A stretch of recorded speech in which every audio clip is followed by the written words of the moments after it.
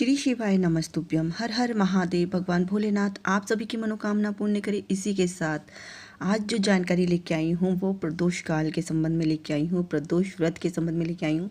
बहुत ही महत्वपूर्ण उपाय लेके आई हूँ। 3 ऐसे उपाय हैं जिनको करने से आपके जीवन की हर परेशानी दूर होगी। किस समय करना है, कैसे करना है, पूरा समझिएगा। पूज्य पंडित प्रदीप मिश्रा द्वारा बताए गए ये उपाय बहुत ही महत्वपूर्ण है, आपको आपके हर कार्य में सफलता प्रदान करेंगे। जैसे कि आप सभी जानते हैं कि साल 2023 का ये प्रदोष व्रत है जो पड़ रहा है 3 मई को। हर महीने में 2 बार प्रदोष व्रत किए जाते हैं और यह प्रदोष व्रत जो है वो बुधवार को पड़ रहा है, इसीलिए इसे बुद्ध प्रदोष व्रत कहेंगे। इस दिन भगवान गणपति जी की पूजा अर्चना की जाती है जो कि विघ्नहर्ता है, प्रथम पूजनीय स्थान रखते हैं। हर कार्य की सफलता के लिए सबसे पहले इन्हीं का ही पूजन किया जाता है। किसी भी धर्म कर्म में, हर कार्य में सबसे पहले भगवान गणपति जी का पूजन अर्चन किया जाता है, उसके बाद दूसरे कार्य किए जाते हैं। इस दिन जो भी भगवान शिव के लिए सच्चे मन से व्रत रखता है उनकी हर मनोकामना पूर्ण होती है। अगर आप व्रत नहीं रख पा रहे हैं और कुछ उपाय करते हैं जो आपके जीवन में परेशानी है उनको दूर करने के लिए, तो भगवान भोलेनाथ आपकी अवश्य ही सुनते हैं और आपकी मनोकामना अवश्य ही पूर्ण करते हैं। चलिए जानते हैं साल के पहले प्रदोष व्रत पे, बुद्ध प्रदोष व्रत पे आपको क्या करना है। इस बार जो 3 मई को बुद्ध प्रदोष व्रत पड़ रहा है उसमें रवि योग और सर्वसिद्धि योग दोनों ही है, जो व्रत की महत्ता को और भी अधिक महत्वपूर्ण बना देते हैं। बुधवार के दिन प्रथम आराध्य भगवान गणेश की पूजा अर्चना की जाती है। बुधवार को नियमित भगवान गणपति जी की पूजा करने से हर समस्या दूर होती है, जीवन में सुख समृद्धि और रिद्धि सिद्धि का वास होता है।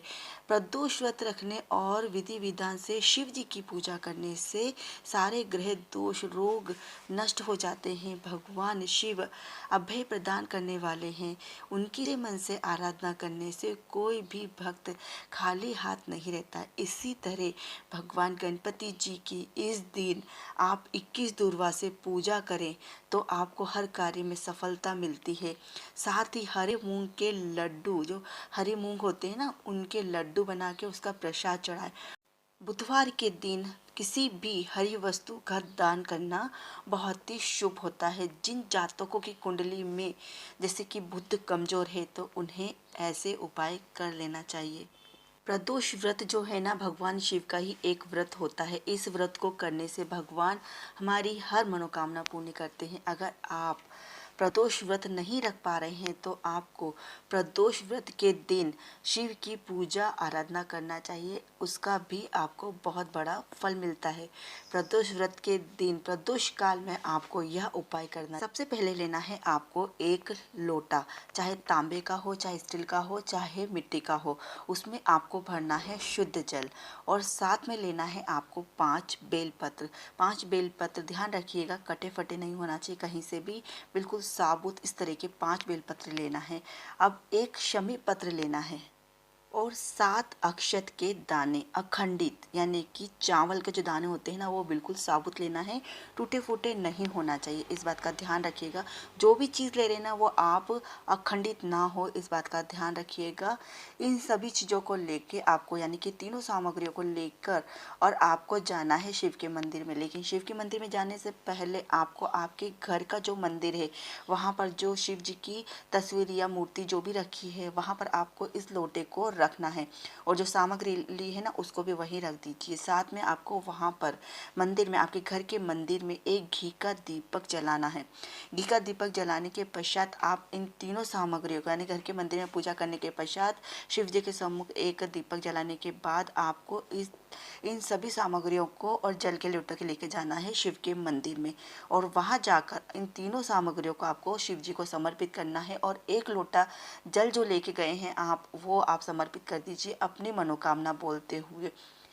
आपकी जो भी मनोकामना बोलते हुए श्री शिवाय नमस्तुभ्यं मंत्र का उच्चारण करिए और उसके बाद आप अब जो शिव जी का मंदिर है उसके जो द्वार है वहाँ पर राइट हैंड पर, यानी सीधा हाथ की तरफ आप बैठ जाइए और मंत्र का उच्चारण करते रहिए। जो आपकी मनोकामना है वो बोलते हुए इस तरीके से आपको इस उपाय को करना है।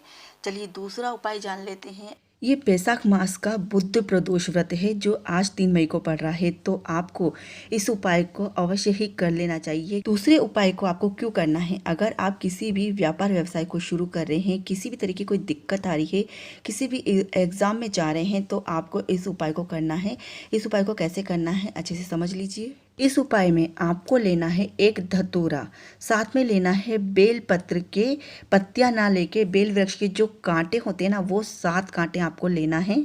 ये बेल वृक्ष, ये जो कांटे दिख रहे हैं ना, ये आपको 7 कांटे लेना है। बड़ी सावधानी से इन कांटों को तोड़ना है और उसके बाद इन दोनों चीज़ों को लेके और एक लोटा शुद्ध जल लेके भगवान शिव के मंदिर जाइए। वहाँ पर एक लोटे जल से भगवान शिव का अभिषेक करिए और उसके बाद ये दोनों चीज़ अपनी मनोकामना बोलते हैं, जो भी जीवन में परेशानी आ रही है उनको बोलते हुए इन दोनों चीज़ों को भगवान शिव को समर्पित कर दीजिए और आ जाइए घर पर। आपको ये कम से कम 4 या 5 प्रदोष व्रत प्रदोष काल में करना है। आपको आपके कार्य में अवश्य ही सफलता मिलेगी। तीसरा उपाय है हर मनोकामना पूर्ति के लिए। अगर आप इस उपाय को करते हैं तो आपकी हर तरह की मनोकामना पूर्ण होती है। बेलपत्र, 7 बेलपत्र लेके उसका कमल बनाकर आपको भगवान शिव को समर्पित करना है। कमल यानी कि जो डंडियां है ना, वो बीच में आना चाहिए और चारों तरफ पत्तियों को फैला लीजिए। इस तरीके से 7 पत्ती का कमल बनाकर आप भगवान शिव को समर्पित करिए।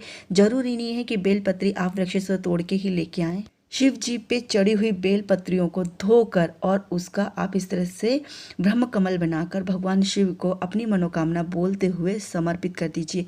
आपकी हर तरह की मनोकामना अवश्य ही पूर्ण होगी। प्रदोष व्रत के दिन प्रदोष काल में आपको ये उपाय करना है, ध्यान रखिएगा। ये तीनों उपाय आपको कैसे लगे कमेंट करके जरूर बताइएगा। समझ में आ गए हों तो कमेंट में श्री शिवाय नमस्तुभ्यम अवश्य लिख दीजिएगा। फिर मिलते इस तरह के उपाय और जानकारी के साथ में, तब तक के लिए राधे राधे, श्री शिवाय नमस्तुभ्यम।